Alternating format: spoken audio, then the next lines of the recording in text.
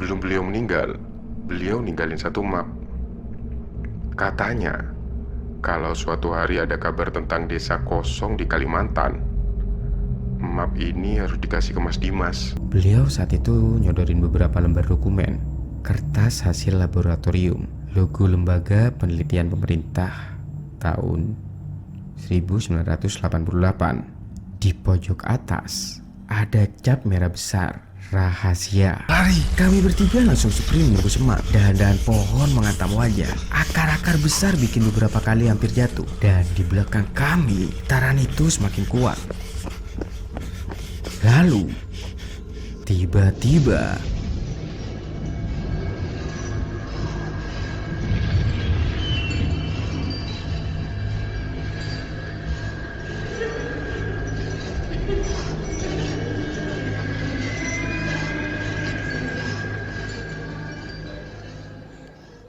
kalau suatu malam orang yang sudah meninggal memanggil nama lo dari dalam hutan, jangan pernah sekali-sekali lo jawab. Jadi cuy, kalau ada sesuatu yang jatuh dari langit, hal pertama yang bakalan kepikiran sama kebanyakan orang pasti itu meteor, batu luar angkasa, dateng, jatuh, terus selesai kan? Nah, masalahnya cuy, gimana kalau yang jatuh itu bukan batu? Gimana kalau selama ini kita salah kasih nama? Karena benda itu memang kelihatan kayak meteor, tapi ternyata dia itu hidup. Atau lebih parahnya lagi, dia lagi nyari sesuatu, dan sesuatu itu kita. Kalau menurut gue sih, buat lo yang suka ngopi, siapin kopi dulu deh. Buat yang suka ngeteh, ya siapin teh. Atau apapun deh yang buat lo nyaman. Karena cerita kali ini cuy, bukan soal hantu, bukan soal pocong, bukan pula soal kuntilanak. Ini soal sesuatu yang jauh lebih tua daripada semua cerita horor yang pernah kita dengar. Dan anehnya cuy, sampai sekarang masih ada orang yang percaya semuanya benar-benar terjadi. Tahun 1997, Indonesia lagi di masa yang bisa dibilang gak gampang. Berita di televisi isinya cuma ngomongin masalah ekonomi, harga-harga naik, orang-orang pada sibuk mikirin hidupnya masing-masing. Sementara itu, di sebuah tempat yang bahkan jarang disebut di berita, jauh di pedalaman Kalimantan Utara, ada sebuah desa kecil bernama Desa Sungai Hitam. Kalau lu buka peta sekarang nih cuy, kemungkinan besar nama desa itu gak bakalan ketemu. Karena menurut data pemerintah, desa itu sudah dinyatakan kosong sejak akhir tahun 90-an. Dan penduduknya hilang, bukan pindah, bukan meninggal karena wabah, bukan juga korban perang. Mereka itu lenyap. Dan yang bikin semua penyelidikan ini mandek cuy, bukan karena gak ada saksi, tapi karena semua saksi ngasih cerita yang sama. Cerita yang terlalu mustahil buat dipercaya. Nama gue Dimas. Tahun itu umur gue baru 30 tahun. Kerjaan gue jurnalis investigasi lepas. Gue bukan wartawan TV, bukan juga reporter koran besar. Gue ini lebih sering jual tulisan ke majalah investigasi. Kadang dibayar mahal, kadang malah gak dibayar sama sekali. Yang penting ceritanya menarik. Dan waktu itu gue itu lagi nyari satu cerita besar, cerita yang bikin nama gue bakalan dikenal. Sampai akhirnya suatu sore telepon rumah gue bunyi.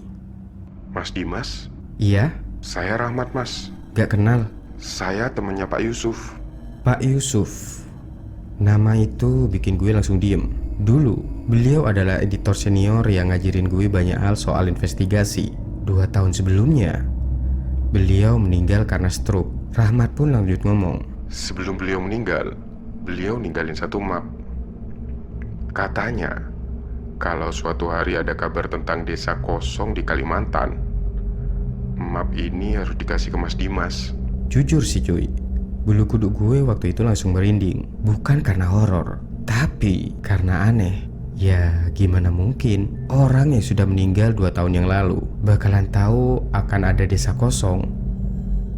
Akhirnya gue pun janjian ketemu dengan Rahmat. Waktu itu dia cuma nyodorin map warna coklat tua, yang mapnya itu udah kusut. Di pojoknya ada tulisan tangan si Pak Yusuf, jangan datang sendirian. Membaca hal itu gue sih cuma senyum kecil ya. Kalau emang serem, kenapa bapak nyimpen beginian? Soalnya beliau pernah ke sana dan beliau gak pernah sama lagi setelah pulang.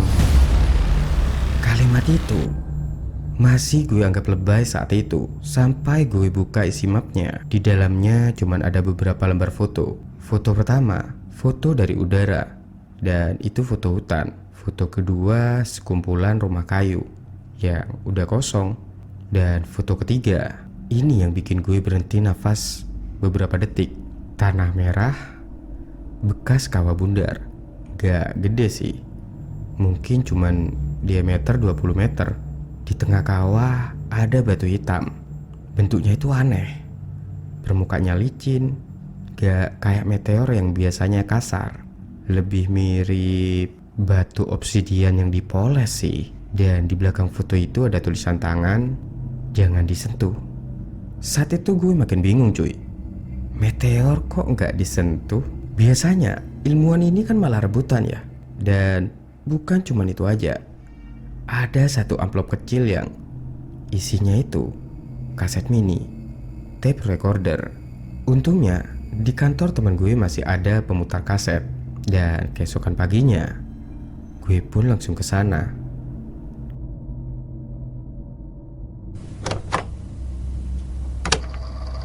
Awal suara kasetnya penuh noise. Kemudian terdengar suara Pak Yusuf pelan, nafasnya berat. Dimas, kalau ini sampai ke tanganmu, berarti aku gagal bikin laporan. Saat itu pun gue langsung duduk tegak. Suara beliau ini beda, kayak orang yang udah gak tidur berhari-hari. Benda itu bukan meteor. Kami pikir itu radiasi, ternyata bukan.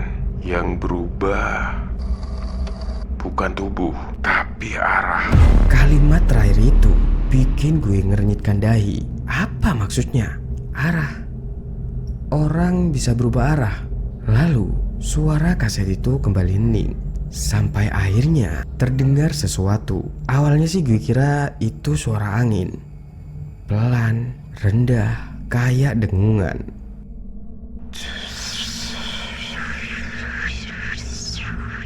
Semakin lama, semakin jelas. Teman gue yang saat itu lagi ikut dengerin langsung ikut ngelirik ke speaker. Mas, itu suara apa? Saat itu gue gak ngejawab.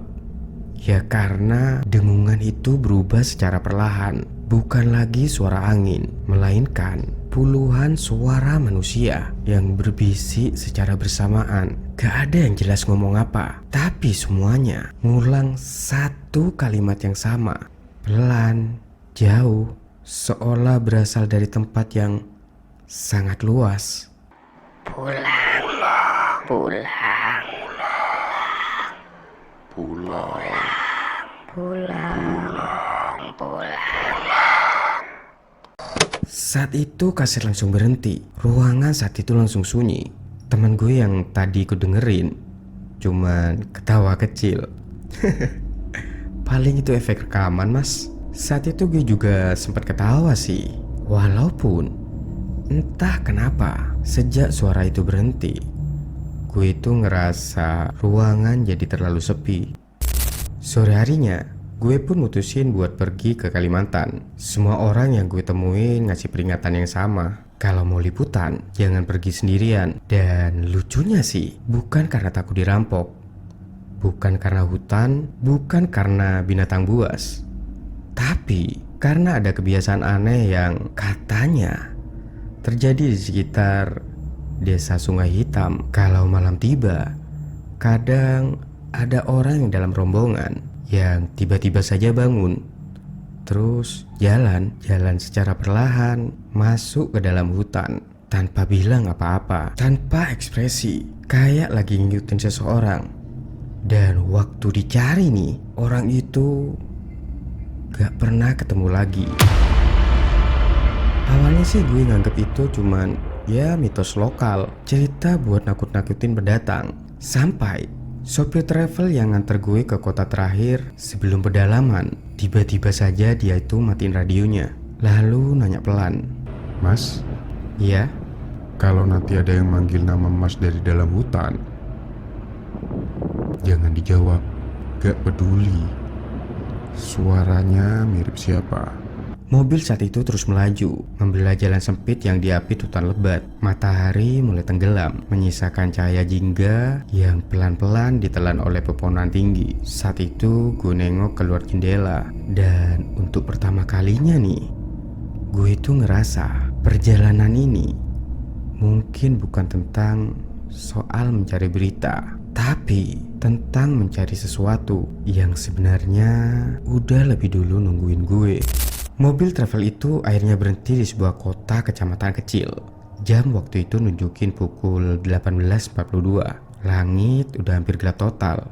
Hujan belum turun, tapi udara saat itu lembab banget. Bau tanah basah sama aroma kayu dari rumah-rumah tua yang bercampur jadi satu. Dan di kejauhan, suara jangkrik mulai kedengeran. Sesekali diselingi lelongan anjing yang entah kenapa terdengar panjang dan gak biasa. Dan sopir itu pun gak langsung nurunin tas gue. Dia itu malah ngelirik ke arah hutan yang mulai gelap. Lama banget, seolah-olah lagi mastiin gak ada yang ngeliatin. Baru setelah itu dia itu ngomong pelan, Besok kalau masuk ke Sungai Hitam, usahain sebelum jam 9 pagi. "Kenapa?" Soalnya kalau lewat jam itu kadang jalannya berubah. "Jalan berubah gimana?" Ya berubah aja. "Lah, jalan kan gak bisa pindah." Iya, makanya. Malam itu gue nginep di penginapan paling tua di kota itu. Namanya Losmen Meranti. Bangunannya kayu, lantai kalau diinjak tuh bunyi, lampunya kuning redup. Dan resepsionisnya seorang bapak umur sekitar 60-an lah. Pas gue isi buku tamu, dia baca tujuan perjalanan gue. Sungai Hitam. "Iya pak." Mas kerja apa? "Jurnalis pak." Oh, udah banyak "Maksudnya pak?" yang datang ke sana. "Terus?" Gak banyak yang balik. Maksud bapak hilang?" Balik sih balik, tapi bukan orang yang sama.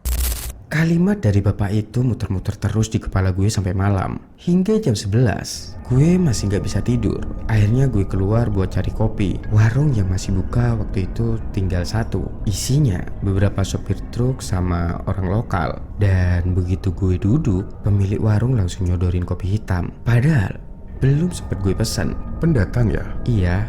Mau ke Sungai Hitam? "Emang kelihatan banget ya?" Iya, soalnya yang nanya arah ke sana biasanya pendatang. Mas percaya kompas? "Iya percaya." Insting? "Masih?" Nanti jangan percaya semuanya, Mas. Gue mulai ngerasa ada yang aneh sama kota ini. Semua orang ngasih peringatan, tapi gak ada yang mau jelasin. Sampai akhirnya seorang bapak tua yang dari tadi itu duduk di pojok warung, kemudian berdiri dan berjalan pelan ke arah gue. Mukanya penuh bekas luka lama, mata kirinya putih kayak udah buta gitu. Saat itu dia naruh sesuatu di atas meja, sebuah kompas tua, kompas kuningan. Jarumnya saat itu muter pelan, terus muternya makin cepat. Padahal meja gak gerak. "Ini punya bapak?" Dulu saya geolog. "Geolog? Bapak pernah ke lokasi meteor?" Bukan pernah. Saya salah satu yang pertama sampai. Nama bapak itu Pak Seno. Tahun 1986, beliau ini ikut tim penelitian dari Jakarta yang dikirim buat menyelidikan laporan aneh dari pedalaman. Awalnya mereka kira cuma kawah biasa, meteor kecil, Paling ya ngambil sampel batu, foto-foto, udah pulang, selesai. Tapi begitu nyampe, semua asumsi itu langsung runtuh. Kawahnya gak panas, padahal baru beberapa bulan. Bahkan rumput di sekitarnya itu masih hidup. Saat ngedengar cerita itu, gue langsung nyatet cuy. Radiasi pak. Itu dia lucunya. Alat kami bilang ada radiasi. Tinggi, lebih tinggi dari seharusnya. Tapi Gak ada satupun gejala radiasi. Kulit gak melepuh, rambut gak rontok, burung masih terbang, serangga masih hidup. Semuanya normal. lalu Yang berubah bukan tubuh. kalimat itu persis kayak rekaman Pak Yusuf. Ngedenger itu, gue langsung merinding. Maksudnya pak? Mas, pernah ngerasa yakin banget arah pulang? Iya pak. Nah, di sana perasaan itu hilang. Beliau saat itu cerita, hari pertama penelitian semuanya normal. Hari kedua GPS mulai error. Hari ketiga kompas muter-muter sendiri. Hari keempat orang-orang udah mulai ribut karena masing-masing yakin arah utara itu beda. Lucunya, semua alat yang ada di situ nunjuk arah yang berbeda. Kompas A, kompas B, peta, matahari, semuanya bertentangan. Seolah-olah konsep arah udah gak berlaku. Gue pun saat itu mulai mikir, mungkin ada kandungan magnet. Ya kan bisa aja ya. Pak Seno saat itu langsung geleng. Kami juga mikir begitu. Terus pak, Kami saat itu bawa alat magnetometer. hasilnya? Normal. Lah, Iya, normal. Yang rusak bukan bumi, terus? bukan alat. Yang rusak manusia. Pak, maksudnya? Mas, kita ini hidup karena otak bisa ngerti ruang, bisa bedain kiri, kanan, depan, belakang. Kalau itu diacak, orang bakal nyasar. Di lokasi meteor, yang diacak bukan kompas, tapi cara otak ngerti arah. Suasana warung saat itu langsung sepi. Dan entah kenapa, gue langsung ngerasa gak nyaman. Hari kelima, satu anggota tim hilang. Nyasar pak. Enggak, kami lihat sendiri. Ngeliat apa pak? Dia berdiri, terus jalan secara perlahan, lurus, masuk hutan. Waktu kami panggil, dia itu nggak noleh. Kami kejar, dia makin jauh. Padahal langkahnya biasa, tapi kami nggak pernah berhasil nyusul. Mungkin ilusi pak. Ya, kami juga mikir gitu. Sampai besoknya, 2 orang lagi ikut jalan. Hari berikutnya 4 orang. Besoknya lagi 5 orang. Lalu kami mulai sadar, mereka itu nggak nyasar. Mereka itu lagi ngikutin sesuatu. Pak Seno saat itu berhenti ngomong. Tangannya gemeter, dia buka dompet, dia ngeluarin satu foto. Foto tim peneliti. Ada 12 orang. Saat itu beliau nunjuk satu-satu. Yang ini hilang, ini, sampai Tinggal satu, beliau sendiri. Kenapa Bapak selamat? besok. Kalau jarumnya berhenti muter, langsung lari ya. Kenapa Pak? Karena untuk pertama kalinya malam itu, ekspresi Pak Seno ini berubah. Bukan takut, tapi lebih tepatnya pasrah. Karena kalau jarumnya berhenti, artinya dia udah nemuin arah. Dan biasanya arah itu bukan menuju utara, tapi menuju sesuatu yang lagi manggil.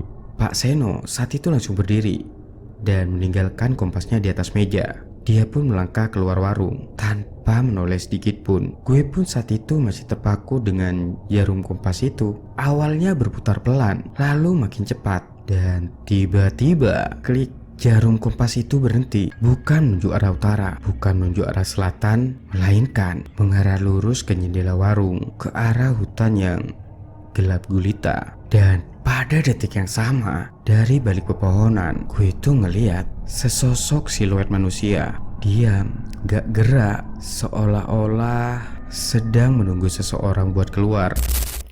Keesokan paginya, jam waktu itu menunjukin jam 7.15 menit. Kabut tipis masih menutupin sebagian jalan. Udara terasa dingin, tapi bukan dingin yang seger ya. Lebih ke kayak dingin yang bikin dada tuh kerasa berat. Waktu itu, gue udah berdiri di depan sebuah mobil double kabin tua yang catnya udah mulai kusam. Di sebelah mobil ada 3 orang yang bakal nemenin perjalanan gue. Yang pertama namanya Raka, mantan anggota Basarnas. Badannya tinggi, kulit legam, jarang tersenyum. Tipe orang yang kalau ngomong tuh seperlunya.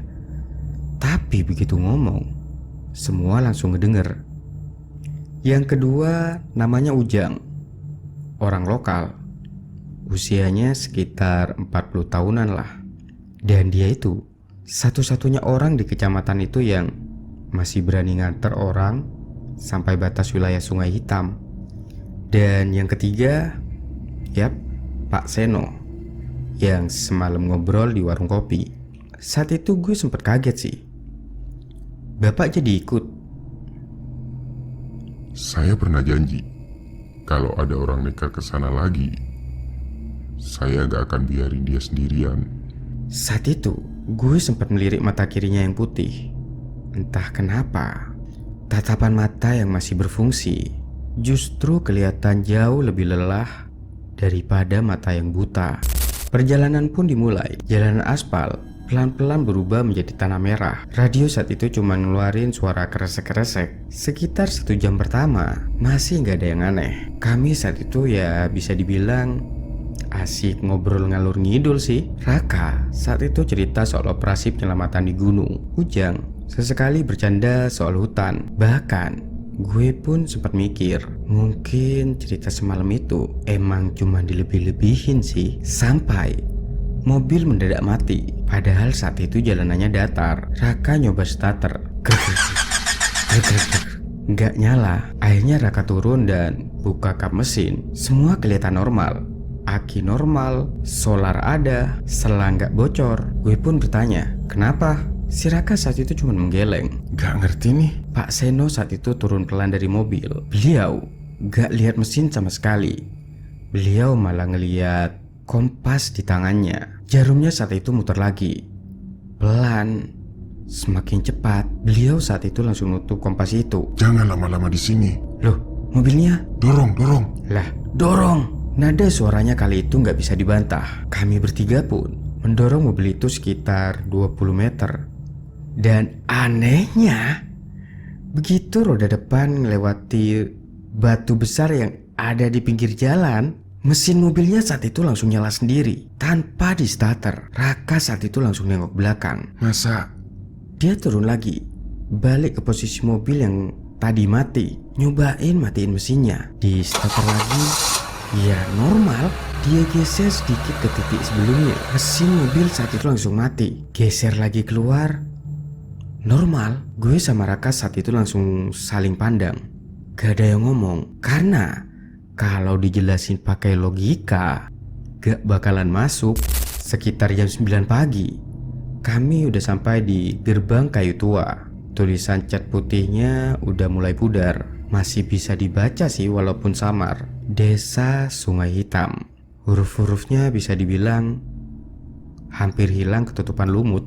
Ujang saat itu berhenti jalan. Saya cuma sampai di sini. Loh, Saya nggak masuk. dah katanya tadi ikut. Dulu iya, sekarang enggak. Kenapa? Karena saya pernah dengar ibu saya manggil dari dalam sana. Padahal ibu udah meninggal 15 tahun yang lalu. Akhirnya yang ngelanjutin perjalanan itu tinggal bertiga, Dimas, Raka, dan Pak Seno. Langkah pertama melewati gerbang, langsung terasa beda. Suara hutan seketika hilang. Gak ada burung, gak ada serangga, gak ada angin. Sunyi. Sunyi yang menurut gue sih aneh. Bukan karena gak ada suara, tapi kayak semua suara itu ditahan. 5 menit jalan kaki, rumah pertama mulai kelihatan. Rumah panggung kayu, pintunya terbuka. Di teras masih ada sandal, 2 pasang yang udah berdebu. Tapi posisinya itu rapi, seolah pemiliknya tuh cuman keluar sebentar. Begitu kami masuk ke dalam, yang bikin gue merinding itu bukan darah, bukan mayat, justru karena semuanya terlihat normal. Piring saat itu masih ada di meja, gelas masih ada air yang udah mengering, menyisakan kerak putih. Baju masih tergantung. Mainan anak berserakan di lantai. Di dapur ada panci, isinya nasi yang udah berubah jadi batu sih. Pak Seno saat itu cuma ngomong pelan. Mereka nggak kabur, mereka ninggalin ini semua. Masuk ke rumah kedua, lebih aneh lagi. Radio tua masih ada, jam dinding berhenti tepat entah jam 2.17 atau 14.17. Dan di lantai ada sebuah buku gambar. Gambar seorang anak kecil yang gambar rumah, pohon, matahari, dan satu benda bulat dari langit yang berwarna hitam, bukan kuning. Di bawah gambar itu ada tulisan anak-anak. Orang langit datang. Ini gambar siapa? Pak Seno saat itu gak ngejawab. Beliau itu malah merhatiin sebuah dinding. Di situ ada bekas goresan, puluhan, bahkan ratusan. Semuanya itu mengarah ke pintu. Kayak ada orang yang berdiri di dalam rumah, lalu perlahan menggesek kuku mereka ke dinding sambil berjalan keluar. Kami bertiga pun lanjut menyusuri desa. Jumlah rumah bisa dibilang sekitar 50-an. Semuanya sama, kosong. Tapi terasa desa itu baru ditinggal. Padahal menurut arsip sudah hampir 20-30 tahun. Dan yang lebih aneh, gak ada kerangka, gak ada tulang, gak ada kuburan baru. Seolah-olah seluruh penduduk desa menghilang secara bersamaan. Saat kami tiba di balai desa, Raka saat itu mendadak berhenti. Dimas, lihat. Di depan balai desa ada sebuah tanah lapang. Ada jejak kaki. Dan jejak kaki itu banyak banget bahkan. Dan masalahnya, gak ada debu yang nutupin. Padahal desa ini udah kosong puluhan tahun. Saat itu gue pun jongkok, merhatiin lebih dekat. Jejaknya mirip telapak manusia, tapi jari-jarinya ada 6 dan lebih panjang. Dan jarak antar langkahnya persis kayak orang jalan santai. Pak Seno saat itu langsung pucat. Jangan difoto. Loh, kenapa? Jangan. Gue tetap ngangkat kamera. Dan klik, baru 1 foto. Tapi saat itu kamera udah gak bisa dipakai. Padahal baterai masih full. Raka yang dari tadi paling tenang tiba-tiba melambai. Hei, sini. Saat itu akhirnya kami menyusul. Di belakang balai desa ada sebuah sumur tua. Tutupnya saat itu udah setengah terbuka. Raka nyorot senter ke dalam. Airnya hitam, pekat, kayak tinta. Gue saat itu ikut ngintip. Dan saat cahaya senter menyentuh permukaan air, permukaan itu gak memantulkan wajah kami. Yang muncul adalah langit malam, penuh bintang. Padahal saat itu bisa dikatakan masih pagi. Gue pun saat itu langsung mundur. Nih, lihat. Raka buru-buru nyorot lagi. Airnya normal, cuman air hitam. Apa gue halu ya? Gak ada yang jawab. Karena pada saat yang sama, Pak Seno berdiri mematung. Beliau itu menatap ke ujung desa. Matanya terbelalak. "Ada apa, Pak?" Beliau mengangkat satu jari sambil gemetar. Nafas. Hah? Dengerin. Saat itu kami semua cuma bisa terdiam. 5 detik, 10 detik, 15 detik. Awalnya sih gak ada apa-apa. Lalu tiba-tiba secara perlahan, bahkan sangat perlahan, terdengar suara seperti ribuan orang yang menarik nafas secara bersamaan lalu mengembuskannya. Sekali lagi, lebih jelas, bukan dari satu arah, tapi dari seluruh penjuru hutan yang mengelilingi desa. Raka saat itu langsung mencabut pistolnya yang dari tadi disimpan di pinggang. Siapa di sana? Gak ada jawaban, cuman suara nafas yang tadi semakin dekat, semakin banyak. Lalu di antara deretan rumah kosong, seseorang berjalan pelan membelakangi kami. Bajunya lusuh, langkahnya tenang, kepalanya sedikit menunduk. "Hei!" Orang itu berhenti dan secara pelan-pelan dia noleh. Dan saat itu dada gue serasa diremas karena wajah orang itu adalah wajah Pak Yusuf, editor gue. Orang yang udah meninggal 2 tahun yang lalu sebelum perjalanan ini dimulai. Saat itu dia cuma tersenyum lalu mengangkat tangannya. Bukan untuk melambai, melainkan memberi isyarat agar kami mengikutinya masuk lebih jauh ke dalam hutan. Saat itu gue gak bisa bergerak. Serius, itu bukan karena takut, tapi karena otak gue lagi berusaha nerima sesuatu yang gak mungkin. Di depan gue sekitar 30 meter berdiri seorang pria memakai kemeja krem, celana bahan warna hitam, tas lempang kulit yang udah mulai kusam, rambutnya disisir ke samping, senyumnya persis, bahkan persis banget kayak terakhir kali gue ngeliat dia di rumah duka. Pak Yusuf, editor gue, orang yang jasadnya gue bantu angkat ke liang lahat tepat 2 tahun yang lalu. Raka saat itu langsung angkat pistol. "Jangan gerak!" Sosok itu gak bereaksi. Dia cuma natap gue. Bukan Raka, bukan Pak Seno, cuman gue. Lalu perlahan dia ngangkat tangan kanannya. Isyarat sederhana, satu gerakan jari. "Ikut, ayo ikut." Pak Seno saat itu langsung narik bahu gue. Jangan. Suaranya sih pelan, tapi terdengar penuh tekanan. Itu bukan beliau. Gue masih gak bisa ngedip. "Pak, itu..." Dia cuma tahu wajah siapa yang bakal kamu percaya. Kalimat itu bikin gue kayak disiram air es. Maksudnya apa? Sosok Pak Yusuf mulai jalan pelan masuk ke balik pepohonan. Langkahnya saat itu santai, gak buru-buru, seolah yakin kami bakal ngikutin. Dan anehnya, saat itu di dalam kepala gue ada satu dorongan aneh. Bukan suara, bukan bisikan, lebih kayak perasaan. Perasaan kalau gue gak ikut sekarang, gue bakal nyesel seumur hidup. Gue saat itu bahkan udah ngelangkah 1 kali nih, sampai plak, Raka nepuk pundak gue. Fokus. Saat itu juga gue kayak langsung sadar dari mimpi.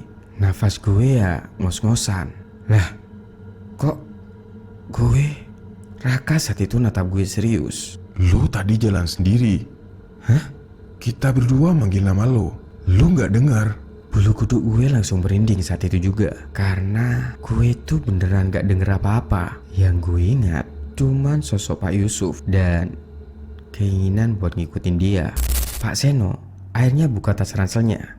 Dari dalam, beliau itu ngeluarin sebuah map plastik bening, udah tua, pinggirannya aja udah mulai nguning. Ada sesuatu yang belum pernah saya sampaikan ke siapapun. Beliau saat itu nyodorin beberapa lembar dokumen, kertas hasil laboratorium, logo lembaga penelitian pemerintah tahun 1988. Di pojok atas ada cap merah besar, rahasia. Saat itu gue langsung baca cepat. Judulnya bikin gue ngernyit dai. Laporan anomali objek impak SH01. Di bawahnya ada satu kalimat yang seluruh katanya digarisbawahi. Objek tidak menunjukkan karakteristik meteorit alami. Kepadatan material tidak dapat diukur. Tidak memiliki struktur atom yang dikenali. Tidak mengandung unsur periodik manapun. Tidak bereaksi terhadap panas. Tidak mengalami korosi. Tidak memantulkan gelombang elektromagnetik secara normal. Gue saat itu langsung berhenti baca. Lah, kalau bukan unsur, terus ini apaan? Pak Seno saat itu menjawab tanpa ragu. Itu juga pertanyaan kami. Beliau masih duduk sambil jongkok, wajahnya kosong. Selama 3 minggu, kami pikir itu batu. Lalu Pak, Kami motong sedikit permukaannya. hasilnya Keesokan paginya, potongannya hilang. hilang, dicuri Pak. Bukan, karena permukaan batu itu utuh lagi. Kami ulang lagi. Besoknya utuh lagi, diulang, utuh lagi. Self regeneration. Itu yang awalnya kami kira.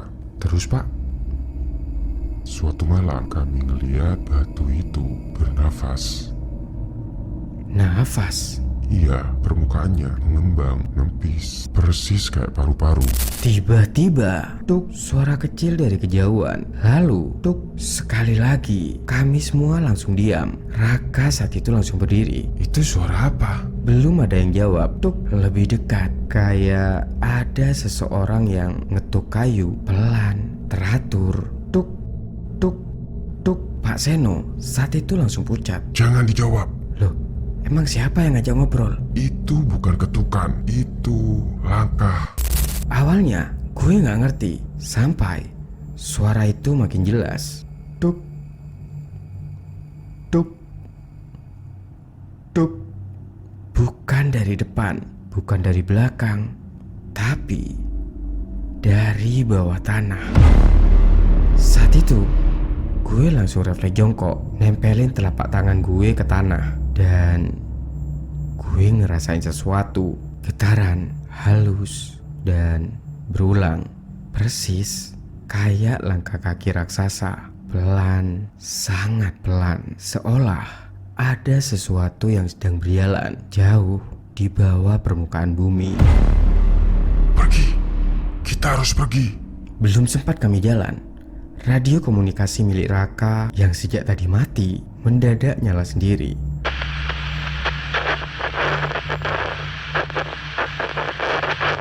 Awalnya suara noise, lalu suara yang lemah, putus-putus. Tolong, Raka saat itu langsung angkat radio. Halo? tolong. Suara itu mirip suara perempuan, kemudian makin jelas. Dimas, Ngedenger suara itu, gue langsung nge-freeze karena itu suara ibu gue. Ibu, Raka saat itu langsung narik radio dari tangan gue. Jangan dengerin. Tapi semuanya udah terlambat. Suara itu berubah. Bukan cuman suara ibu gue. Sekarang suara adik gue, suara Pak Yusuf. Semuanya ngomong bersamaan. Dimas, pulang. Dimas, kamu di sini. Pulang, pulang, pulang. Pak Seno langsung banting radio itu ke batu. Brak! Radio saat itu pecah. Suara berhenti. Tapi bisikannya masih kedengeran. Bukan dari radio, melainkan dari dalam kepala. Saat itu gue mulai pusing. Pandangan mulai kabur. Hutan di depan gue pelan-pelan berubah. Pepohonan masih sama, tapi susunannya itu gak masuk akal. Kayak lorong, panjang, dan jauh di ujung lorong itu ada cahaya hitam. Ya, hitam. Bukan gelap, tapi cahaya yang warnanya hitam.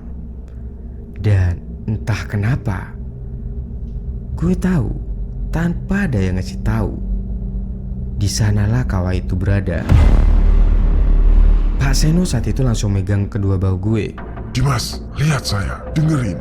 Itu bukan panggilan buat pulang. Itu cara dia mengukur. Mengukur apa? Ingatan.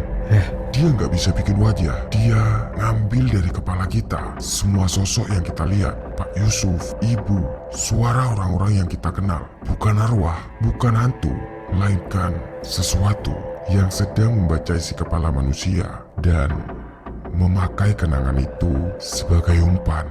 Belum sempat gue mencerna semuanya, tanah saat itu tiba-tiba bergetar. Bukan gempa besar, tapi getaran yang ritmenya sama seperti sebelumnya. Tuk, tuk, tuk. Namun kali ini lebih kuat, lebih dekat. Burung-burung yang sejak tadi gak ada mendadak berterbangan keluar dari arah utara. Ratusan, bahkan mungkin ribuan. Semuanya terbang ke arah yang berlawanan. Raka saat itu langsung berteriak, "Lari!" Kami bertiga langsung sprint menembus semak. Dahan-dahan pohon menghantam wajah. Akar-akar besar bikin beberapa kali hampir jatuh. Dan di belakang kami, getaran itu semakin kuat. Lalu, tiba-tiba semuanya berhenti begitu saja. Sunyi, bahkan begitu sunyi. Sampai-sampai suara nafas sendiri terdengar begitu asing. Pak Seno saat itu pelan-pelan menoleh ke belakang. Wajahnya langsung kehilangan warna. Bibirnya gemetar. Gue saat itu ikut membalikkan badan. Di sela-sela pepohonan, sekitar 100 meter dari posisi kami, tanah mulai retak membentuk lingkaran besar. Bukan karena ada sesuatu yang jatuh, melainkan karena ada sesuatu yang perlahan sedang bangkit dari bawahnya. Dan untuk pertama kalinya sejak perjalanan ini dimulai, gue mulai sadar satu hal yang selama ini kami sebut meteor. Mungkin memang bukan benda yang datang untuk menghancurkan bumi, karena dia bahkan bukan tamu. Dia adalah mercusuar, nanda, sinyal yang dikirim dari langit untuk memberitahu bahwa sesuatu yang sudah tidur di bawah bumi selama jutaan tahun kini telah menemukan jalan pulang. Yap, dan itu tadi cuy, adalah adaptasi cerita dari salah satu cerita creepypasta dengan judul The Meteor. Sebelum berpisah, jangan lupa like dan share video ini. Dan jangan lupa juga klik tombol subscribe dan lonceng notifikasinya agar tidak ketinggalan video-video selanjutnya. Gue Mo, see you next time and peace out. Shadows crawl where the light can't stay. Breathless echoes in the void.